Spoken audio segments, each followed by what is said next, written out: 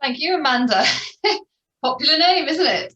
Thank you so much for inviting me, and hello everybody, lovely to be here and great to hear. I think the one person we didn't hear from, maybe I was not listening, but Jessica, are you there? Can you tell us what you do? Or... Oh, Jessica's part of our team. Oh, is she? Perfect. Okay, so that's fine. So, so we've got lots of coaches here, and I just actually wanted to know, so apart from Valerie, who is now an international writer, no less, has anybody else got any coverage? If you want to put it into the comment box. And obviously you're here because you want to know how to get into the press. Do you know why you want to get into the press? Is it because you thought this was an interesting webinar?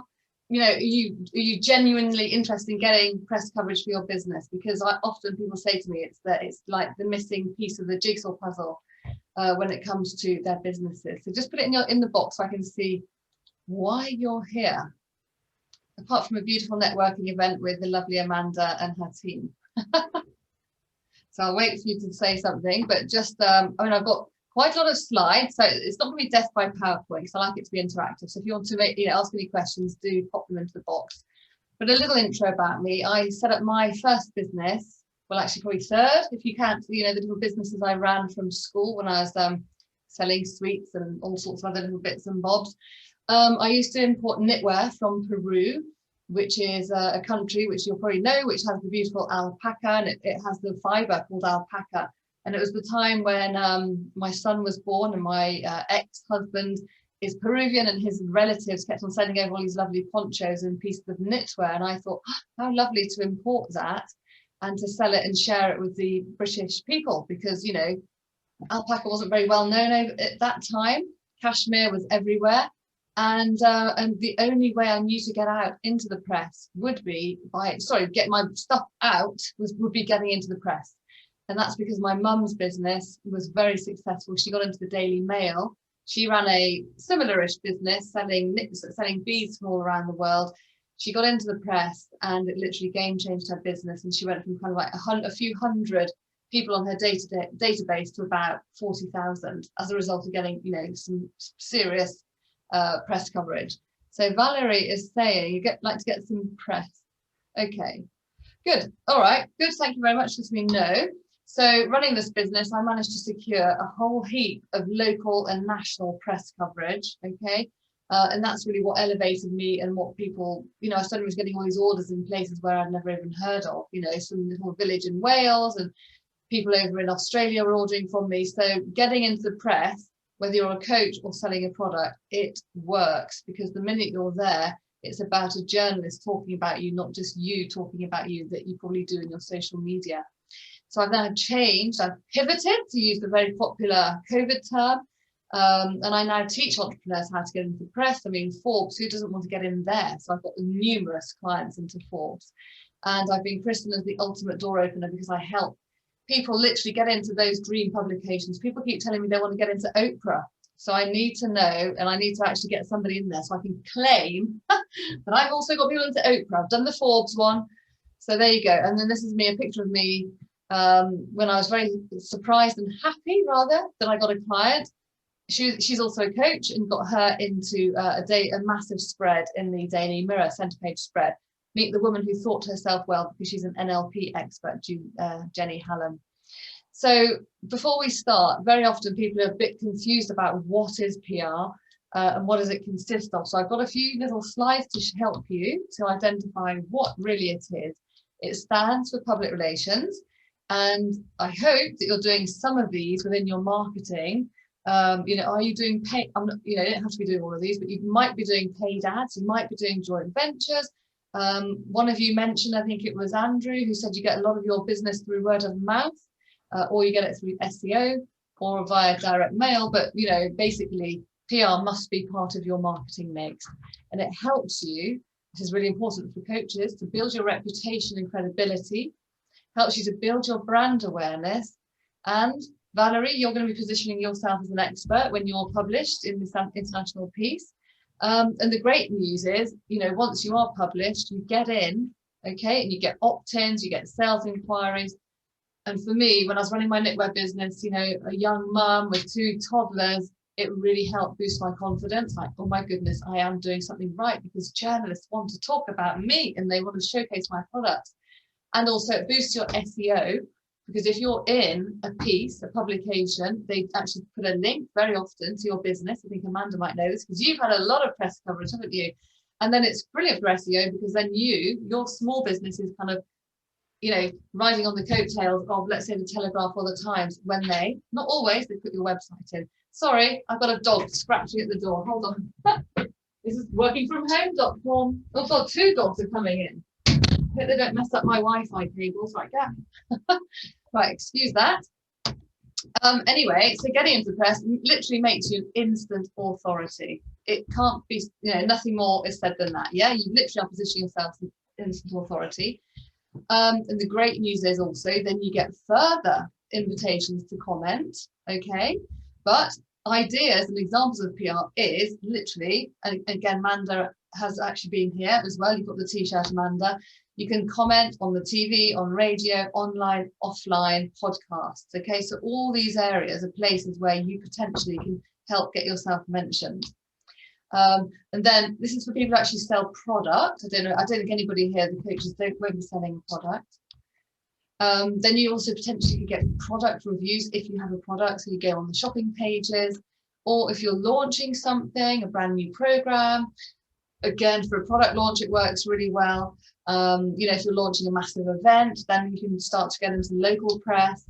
Also, don't forget, you guys being coaches, you can get profile pieces. You know, how did I do it? How did I get there? You know, because everybody loves a bit of a human interest story. Then thought leadership, and I thought what Andy was saying about, you know, your pivot going from teaching now to coaching teachers. I assume kind of that's what you do. You know, that's really interesting because we'll hear about the teacher burnout. So you might be wanting to write some nice pieces like that. So you can look at thought leadership articles or do commentary. You know, PR is also getting a speaking gig. So I'm speaking today to you. So I will brand this as I'm having a PR opportunity, thanks to the CPD. And then also you might get some mentions on social media outlets. So it's really broad, and it's brilliant because the best thing is free. Okay, and you can also be doing breaking local news nationally and locally. And then I've got a client who is a pet bereavement counsellor. She is now going to be an agony aunt. I don't know if she's just managed to snag a monthly column, but she's definitely in Take a Break column next month as an expert. So everybody here, particularly Valerie, look at me with my fan, my menopausal hot flash. It's all about that. So we can all use all of your expertise. Okay, and then I just want to prove to you that it works. This client of mine, Sam, she got herself into with her lovely product, the phone hug. Actually, I think I've got a sample of it somewhere. Where is it? Anyway, she got into the customer was always right, and she brought 10 grand's worth of sales. Then they repeated it, and then she took another 5k. So she brought in literally 15 grand. I was on the LBC radio, and I was literally on as an expert for 5 minutes, and somebody heard me in Sweden, and she became my new client, and that was a 4 grand piece of work for 5 minutes. I mean, hello, it's honestly getting into the press. I can't say how amazing it can be for your business. Okay, so I'm going to give you a quick overview of what we're going to be talking about. So number 1, it's about your nail-it-in-8. So all of you have just been introducing yourselves very well, but I'm going to give you another way how you can do that in the future. We're going to look at your press hooks to make your pitch relevant, and also how you can find the right target. So the nail-it-in-8 is really important. Whenever you're invited to events like this, you know, face-to-face or online, it's literally, can you nail what you do in 8 words or less, or I'll give you 16. We can double it, but really, if you can do 12 words, that would be really great. So here we go. This is a networking event I did in the height of the pandemic. And this lady here, I don't know if you can see the yellow box there, Kate Henwood. She's gone to various of my events, and she uses the nail-it-in-8, and she does it brilliantly. And everybody went into a breakout room, and they all had to introduce themselves. Once you've got this, you'll never forget it, and you can also kind of change it up. So I'm going to give you my methodology. So it's I or we. This is the formula: help, train, supply or support, or transform, whatever your killer word is, your target audience in 1 or 2 words. How to find, develop, create, produce, awesome outcome adjective, and then your awesome outcome. So I'm going to give you my example. I coach entrepreneurs to pitch confidently to the media. And then I like to do a bit of a so that, because you always think, so what? So here's my so that. You can attract many more clients. You can have kudos and credibility so that you can play big on a big stage, so that you're seen by millions or heard by millions, depending on your podcast or the radio show, so that you can raise your brand profile, so that you can stop competing on social media, so that you can overtake your competition. And here's the biggest, so that you can make more money. Who wants a bit of that? So here's another example. I help, this is not me, it's a made up example, female divorcees, how to thrive post breakup. Now I wrote that before I got divorced. I'm now divorced, so I need that coach. Or rather, I don't need her anymore. So that she is happier, more effective, and can get back to work as an independent woman. So that she can earn a good income, so that she can afford to send her kids to uni. Here's another example.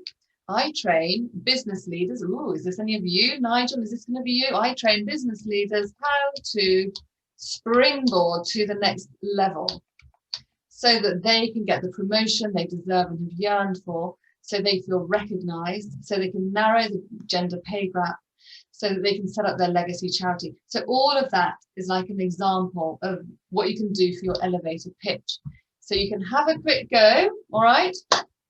If you want to go, what I'll do is I'm going to go all the way back to, tell you what, do you want to have this, or do you want to have the actual formula?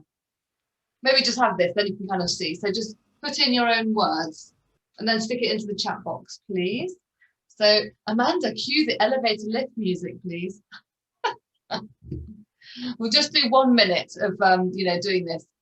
It's not something to bang out in a minute, but it's quite a good little exercise.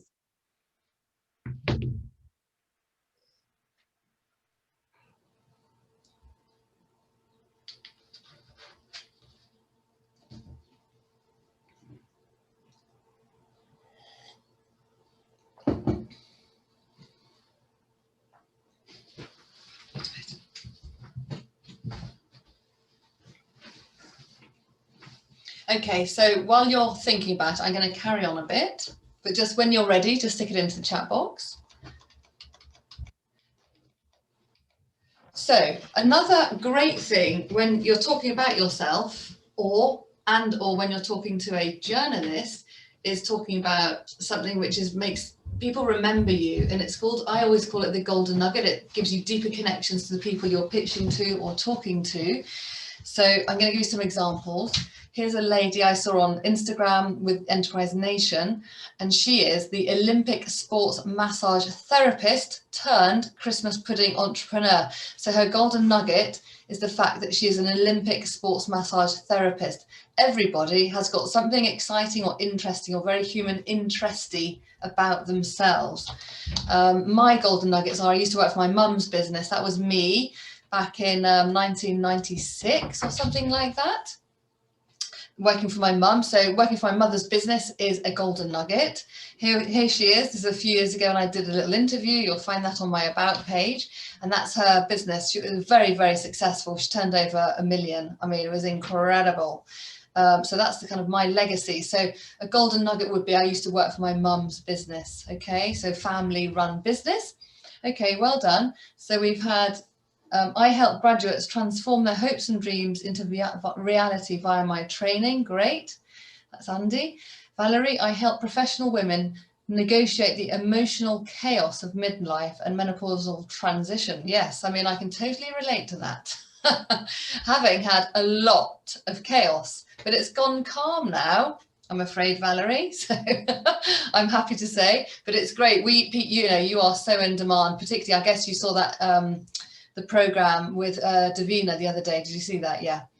So another golden nugget about me is that I'm a very keen open water swimmer, and I like to wear odd socks. I've just noticed that. So if I'm pitching to a journalist and I see that they're also an open water swimmer, it'll give me a deeper connection. She'll be more interested to read my piece because I'm, in her gang, let's say. So you just need to think about what you do, where you come from, what is your background. You'll have done something which is quite exciting or quite interesting.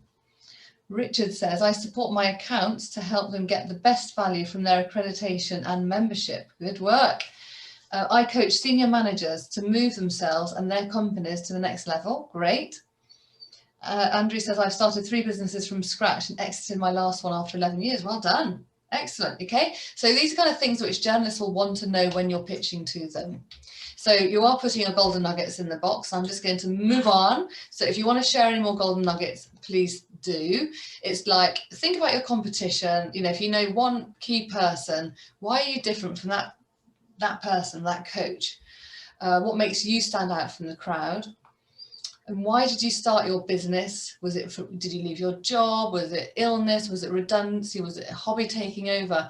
So all of these can kind of feed into what your golden nugget is. And then another question, if you're looking for a golden nugget, is what light do you hide under your bushel? So what do people always say about you? And you think, oh, really? I didn't know that. You know, what is it? So it's things like that which will help you. And you can't find your golden nugget literally in 1 minute. It's kind of an exercise. You have to go to the pub or chat to your friends or phone a friend or, you know, speak to your family and say, what is it? What do you think really makes me stand out from the crowd? Seriously, just let me know what you think it is, okay? And then all of these go into these beautiful press kits which we put together. If you join, you know, if we work together, this is something which you'll have access to, and they're just brilliant for journalists because it's just literally one document and it shows exactly what you do in one page. You can see Maya Novak, she's a healer. Ruth Driscoll is a toxic relationship expert, you know, so that you've got a LinkedIn expert, all sorts of people. But everything goes into this one killer document, which is, here's mine, I'm a PR strategist. And then you have, you know, your areas of expertise. What can I train on? If Amanda, you know, you can send this off to, you know, speaker agencies. This, you know, this doubles up it triples up actually. It's great for speaking, pitching to the press, and just generally circulating to your clients. Okay, so that's the press kit. And then, so you know that you've got your elevator pitch. It's like, okay, well, that's brilliant. How the hell am I going to go about getting into the press? So I'm going to show you. A press hook, okay, is a bit of jargon, and it literally means what is your angle for getting into the press? And you need to have something, your press hook needs to be timely, it needs to be relevant or reactive, or newsworthy. And it's also known as a news peg. So this is a very relevant and recent story. I've got a client who makes luxury candles. And you're thinking, what the hell has that got to do with BA furloughing thousands of staff? So this happened literally on the 10th of June. Now this client of mine, VIP client, she used to be a BA, long haul air hostess. She's now hung up the jacket and her hat and everything like that. And now she runs an academy teaching people how to make candles. So I heard that on the radio, and I thought, oh my God, this is amazing. This is totally for her. So we did a pitch, or rather a press release. Former BA air hostess turned entrepreneur to inspire the furloughed thousands. So really, we pegged her to, you know, we made her relevant because we just literally heard that BA was furloughing thousands of people. And we thought, okay, for those poor grounded air hostess and hosts, you know, she might be able to inspire them, and she might be able to coach them how they can become their own business owner and making candles, vegan candles to boot. So here she is. This is Jo McFarlane. And then she got into Euronews, and we're really pleased with Euronews because they have 2.2 million subscribers. So it's like, oh my goodness. And she's written a book. So that's just one way. How would you imagine her getting into the press? You know, you just kind of got to be creative and think outside the box. You don't only get into the press with exactly the product or the service you offer. You need to kind of be a bit creative, hear things and go, oh, okay, I can see that. All right, hope that's making sense for you. Or you can get into the press by pegging your story or your business to an event. So we did this one for my tailor client, and we came up with a brilliant headline, which is female Savile Row tailor to make men as dishy as Rishi this Father's Day. So that was really, you know, high hitting, because you see Rishi Sunak last year, it was like, oh my goodness, the god on that podium. So she got loads of coverage here. This was fantastic. New Beginnings, and she got into, you know, here we go, Well Suited, there you go. She got into the Indulge News. She was in Citizen Femme. She was in Luxury Chapter magazine. And actually we couldn't keep track because she literally got about 25 pieces of coverage when we worked together. Now this is a story which is, God, back in, you know, when was the last time Italy played England? Okay, sorry to bring back bad news. I know it's reminding you of Sunday. However, this was when Mario Baletolle was in the press all the time with that Mohican. I actually need to see what his hairstyle is like now.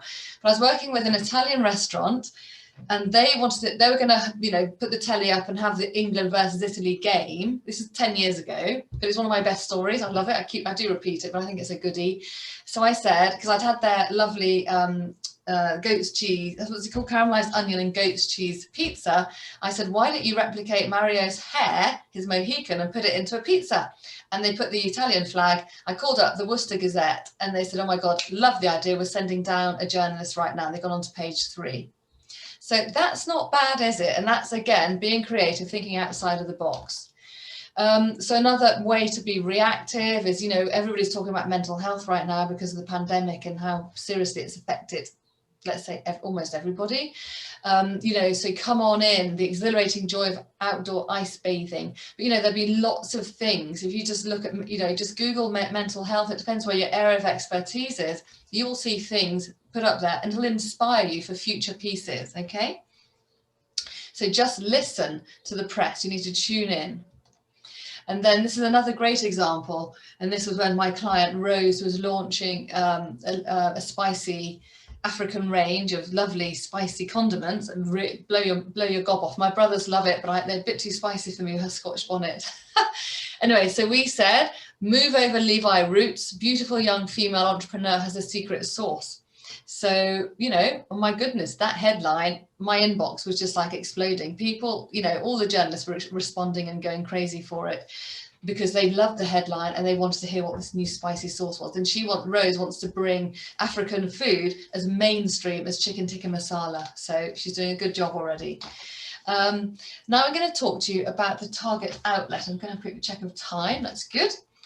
So what you need to think when you want to get into the press, what key outlet does your audience consume? Okay, so where do they hang out? What papers are they reading? What podcasts are they listening to? And then when you've decided that, I mean, the good thing is to actually ask them, then Google, let's say it's She Made It podcast, if that exists. So then you Google She Made It podcast, you might even see producer. I mean, if it's the radio or TV, you do have a producer. It might be if it's a podcast, it'll more be like a host or, you know, the actual entrepreneur, or you Google the journalist who writes for Forbes or whatever publication you're wanting to get into, okay? Google them and then start to follow that journalist or those journalists on social media so you can get onto their PR radar. I call it a PR dar, okay? So that's how you find your target outlet. Now, a lot of people don't use Twitter. So can you just put in the chat box, yes, if you use it, and no, if you don't.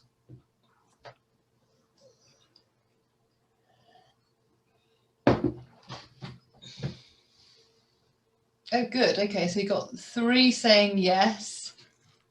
Yes, infrequently. No. Okay, no, you don't. Okay, so I tell you one thing. People who aren't tuned into Twitter, you are leaving PR opportunities on the table. And the great news is Twitter is safe because Donald Trump has been banned. So we can now go back to Twitter.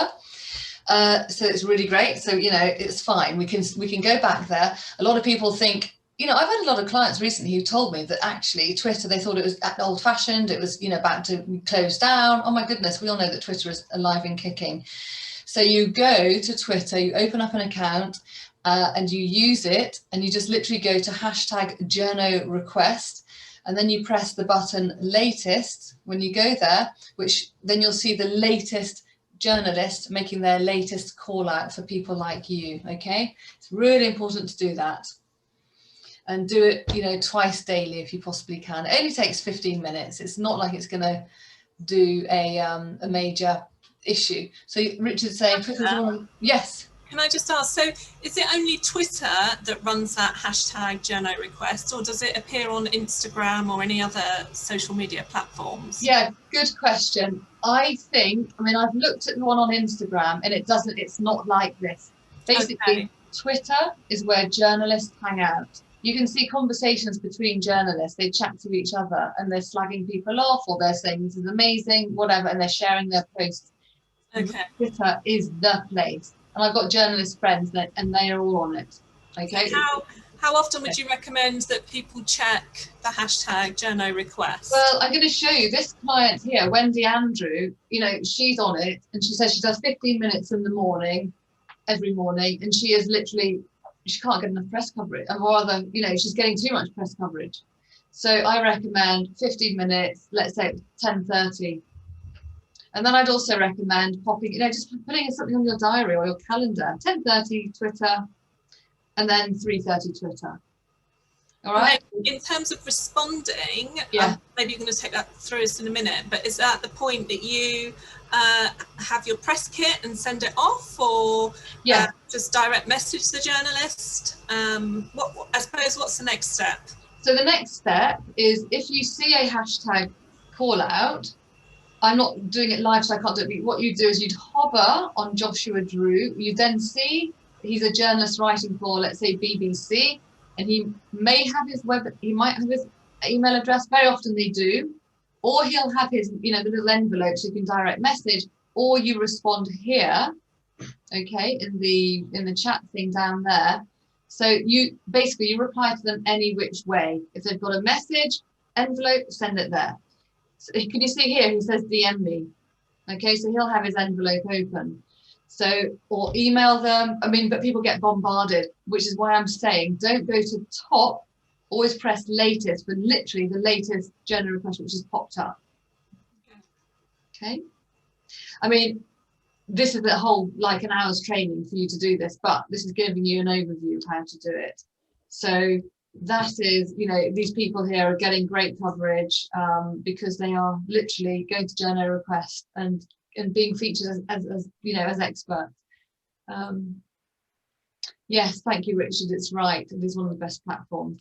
So that's kind of, those are my hints and tips. But before I finish off, I want to say stop right now.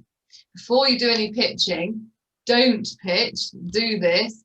Follow journalists, okay? Make sure you're being helpful, you're retweeting and you're, you know, liking what they do. When you pitch to a journalist, make sure you personalize your message. Don't just send it to dear, you know, and leave the name out. I mean, these are small errors, but they're very costly. Make sure it has a very impactful headline, subject line. And if you don't research, you're going to be pitching the wrong piece to the wrong editor. And make sure that you tune in, you listen to the news or you read the news, because then you'll be going to be able to hop on to things which are literally happening. Like something happened yesterday, you need to be, you know, pitching yourself to producers and planners the next day. And powerful headlines is key, because without a powerful headline, your email will just get mass deleted. Now, I've got a consequence matrix. I don't want to kind of, you know, boggle you here, but really getting into the press, I have 7 steps. You have a press hook, you've got your golden nugget, your PR toolkit, which is that press kit. You do your research, so you have to research the publication you want to get into. Like, let's say you want to get into Red magazine, you have to start buying it and subscribing to it, so you understand it, you see the sections. So don't just literally pitch to the editor of the Telegraph because you think that's great. The editor will be wrong. You need to go to the business section if that's what you want to get into. So just research where you want to go. Then you create your press release or your pitch. Also, you need to create a PR plan of action, okay, which means, you know, where are you going to be pitching to, which publications, why, and then your campaign. And it's a spreadsheet that you've pitched to X, Y, and Z. What did they say? Because you don't want to be pitching and repitching to people. So, you know, basically it's the consequence matrix. If you don't have a press hook, you've got no angle. If you don't have a golden nugget, you're not unique. If you don't have a PR toolkit, you're unprofessional. If you don't research, you're unprepared. No press release or pitch documents, you've got no info again. Plan of action, it's just winging a prey, just literally hitting out to anybody. or if you don't have a PR campaign, you're just bad pitching. So, you know, that's really the essence of what you're doing. And then I want to finish off by giving you some great advice from the former editor of Psychologist magazine when I did a pitch clinic with her. She said, stop thinking about yourself. Often we are so excited about what we have to offer that we just go straight in and pitch how great we think our products and services are. So instead of thinking about your offering, think about the reader, okay, or the listener, or the viewer. So that was from Susie. So to summarize, short, super short bio and golden nugget. Make sure your pitch is relevant and find out where your audience hangs out, and definitely use Twitter. So I'm going to conclude by inviting you to book, okay, very amazing thing, which I've got. It's a brilliant product. It's a £99 Power PR hour.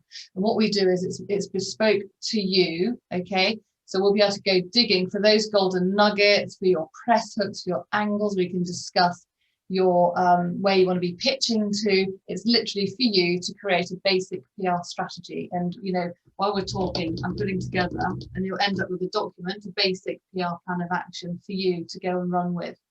So if you'd like to join that, hopefully Kirsty's got the link ready and waiting to stick into the chat box. And you're all invited to, you know, to speak to me. And they work. I've had hundreds of people doing these, and they, you know, people get so much out of them, and they get, you know, press coverage as a result. So this stuff works. Do it. Get into the press. So I'd love to share that invitation with you. So there you go. That's the end of my presentation.